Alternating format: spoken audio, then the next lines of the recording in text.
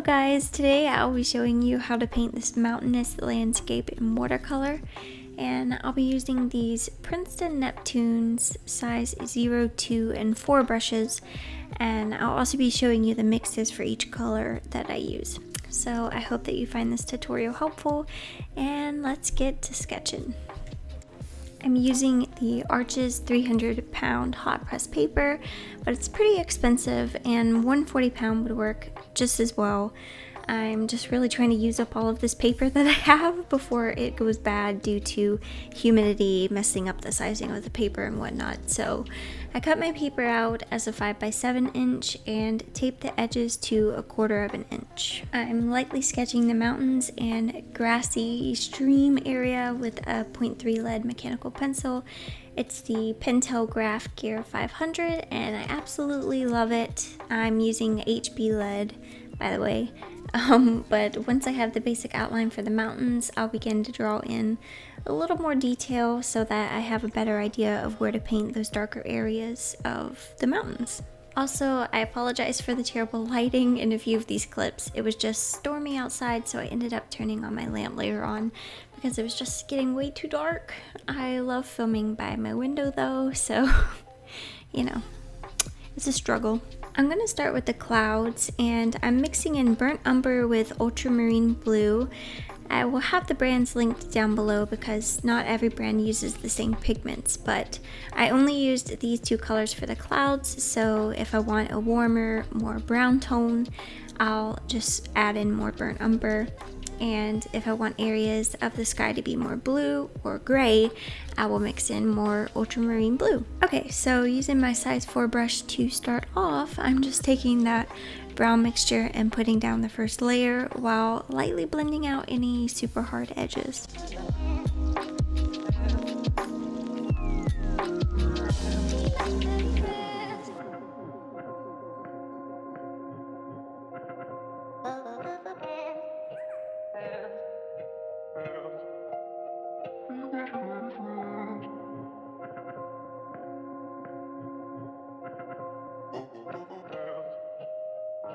So now I'm going in with another layer of that light brown color, and then while the paper is still wet, I'm charging in a nice bluish gray color, which is just more ultramarine blue mixed in than burnt umber.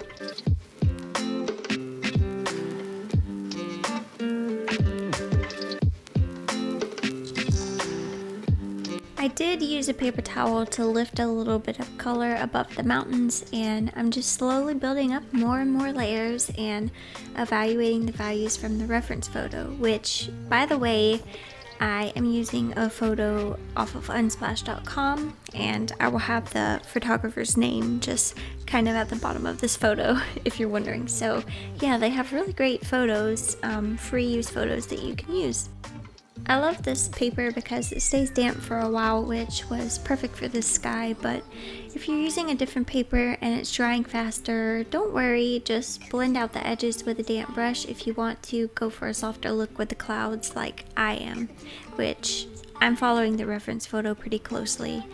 But you also could just wet the paper first and then put down your washes.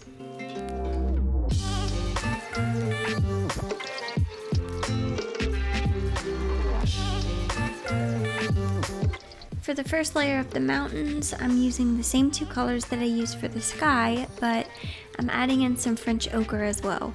It's just a really nice, slightly greenish, warm brown. Sounds like a crazy color, but it layers quite nicely and is pretty close to the reference photo. Again, I'll have the particular brands of these colors linked below. The only thing that I'm intentionally changing from the reference is the glowing orange light towards the bottom of the mountains. I just left that part out altogether to simplify it because I thought that it would just look a little confusing in a painting. There's no particular rhyme or rhythm in the way that I'm painting these first layers. I'm just trying to separate the snowy areas from the darker parts of the mountain, if that makes sense. Of course, my sketch helped out a lot with this as well.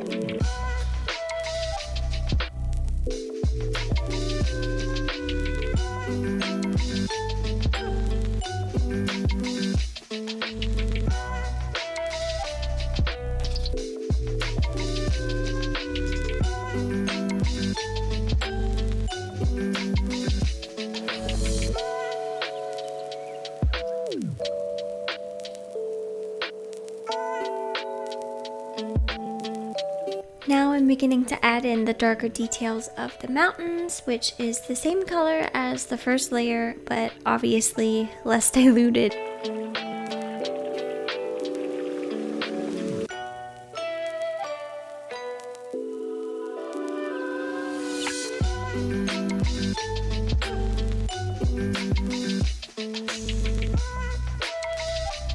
And before I forget, I am using the size 0 brush now to do the small details and bits of the mountain.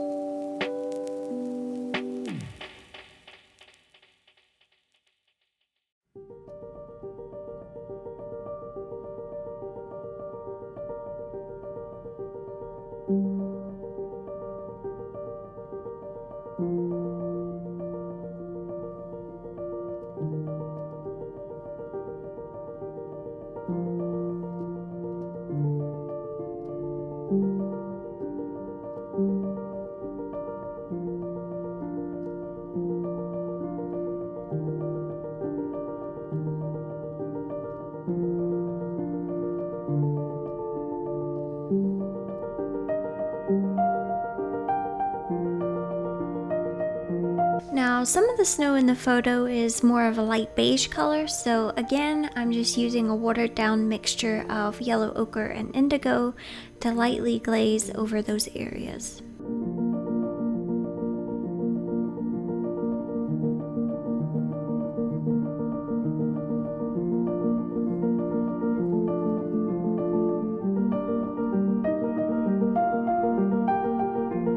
I'm continuing to layer on more and more here, and I'm starting to carve out the sharp edges of the mountainside with the darkest shade.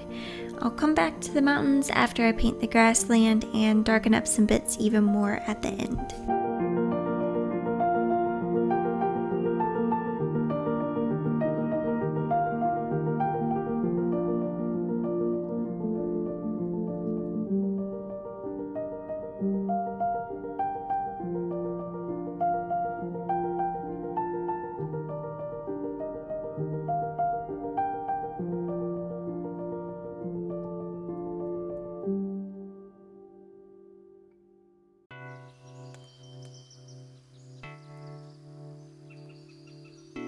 Now I'm just adding a wash of Prussian blue to some of the snowy parts so that they aren't stark white.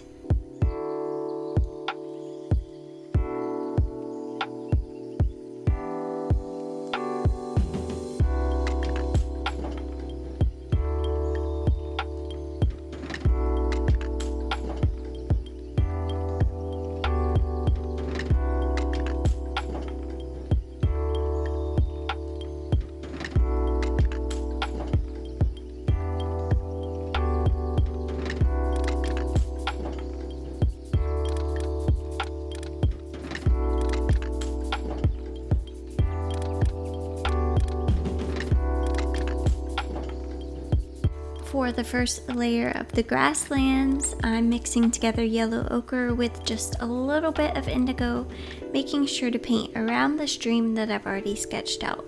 A lot of this is pretty straightforward, so I will chime back in just a little while.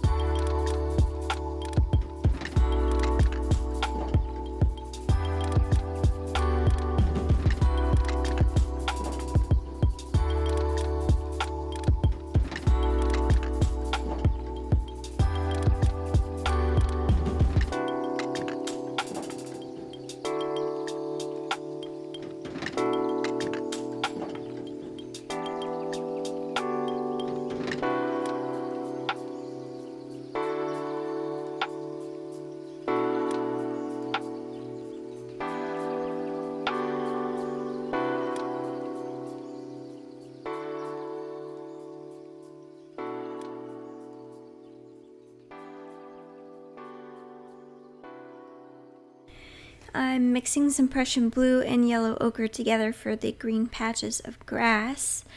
Also, I apologize if you see little dog hairs stuck in my paint at any point during this video. I try to keep them out, and I even cover up my palette after I'm done painting, but it's just inevitable. My dog is so fluffy, and this paint is still good, so sue me. Now, like I did with the clouds, I mixed a burnt umber with just a tiny bit of ultramarine blue to darken it a bit, and I'm starting to add the details in the grass. Once I get towards the grass in the back, I just sort of dot it in since it's further away, and it looks like that in the reference photo. So yeah, I'm keeping the more detailed areas towards the front. But as you can tell, I'm not doing that right now, and I'm actually just darkening the area around the stream to add that depth or erosion, I guess. And also some lines in the grass towards the back, but I do dot in later.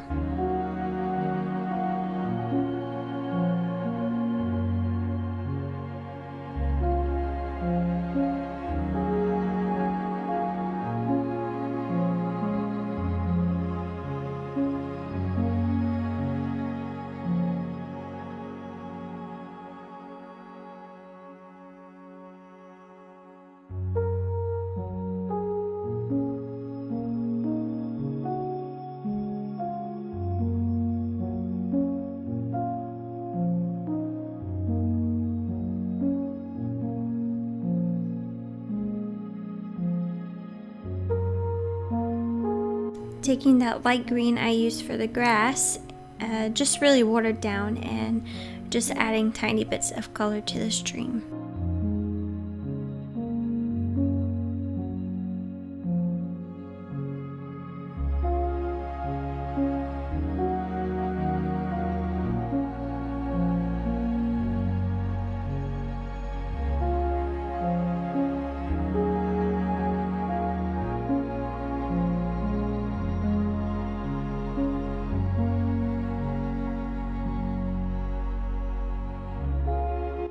Here is where I realized that the mountains really just needed to be a lot darker towards the front to create that depth like I was talking about in the beginning, and then I just went back and added some more finishing touches to the grass.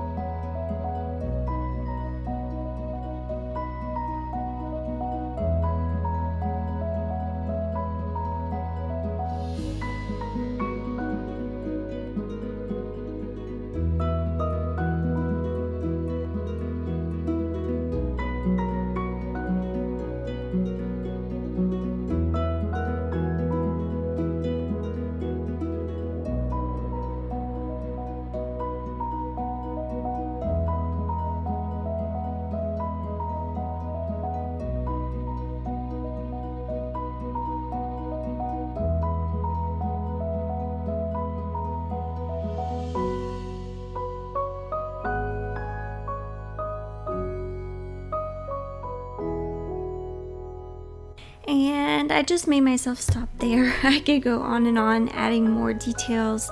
It's just what I love to do, but for the sake of this tutorial, I knew I needed to stop myself. I hope that you found this helpful, and if you try this out, tag me on Instagram at Dainty Paints. It would just be so wonderful to see. So thank you so much for watching, and I will see you next time if you're subscribed. Bye guys.